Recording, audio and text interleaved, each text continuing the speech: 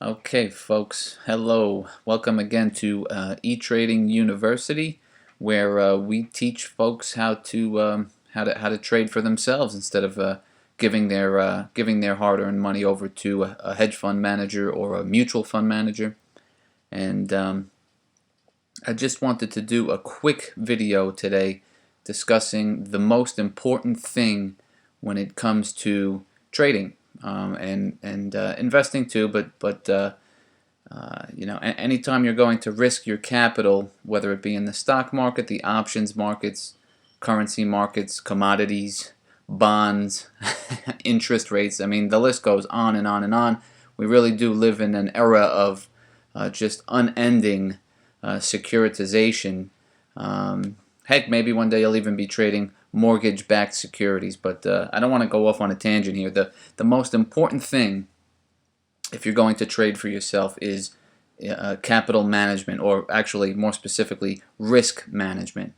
Okay, that is preserving and protecting your capital. Okay, that is the most important thing in trading, no matter what strategy that you happen to be employing, whether it be momentum, trend, the list goes on and on. I'm not going to get bogged down in the weeds with that, but it all comes back to protecting your capital and limiting your risk. Okay, that is how the most successful traders in today's world succeed and thrive, and historically as well. The most successful traders of all time have always been the traders who were best at protecting their capital. Okay, and that means limiting risk. That's why I'm not a big fan of spread strategies, options strategies, and if you don't know what those are, they're pretty simple. It's in the options markets, it's when you buy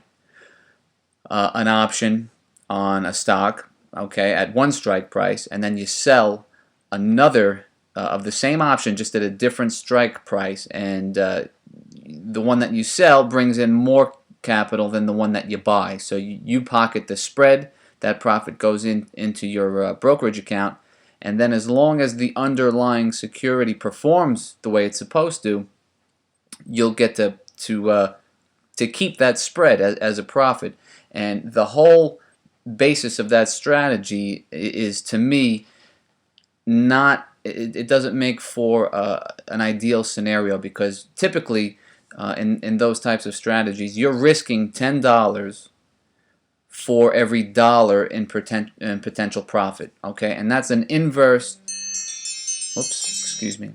That's an inverse risk-reward type of a strategy. So what you really want to be focusing on is in trades that you will only have to risk a dollar for the chance to make $10 in profit. Okay, so get that into your head. You always want to be looking for opportunities to keep your risk low and the potential reward very high.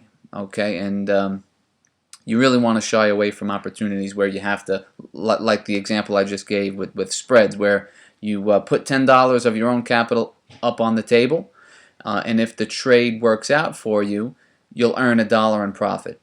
And so to me, it doesn't make sense. Some people do have some success with those strategies. The catch is, or not really the catch, the reason why some people like those strategies, even though it seems like, why would you want to risk $10 for the chance to only make $1? And that's because those strategies have a very high success rate, sometimes 90% plus. 9 out of 10 times those strategies will work.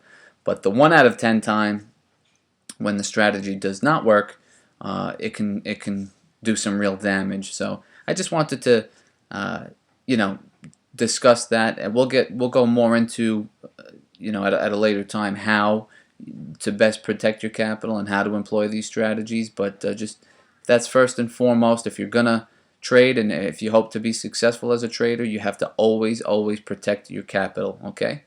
All right, take care.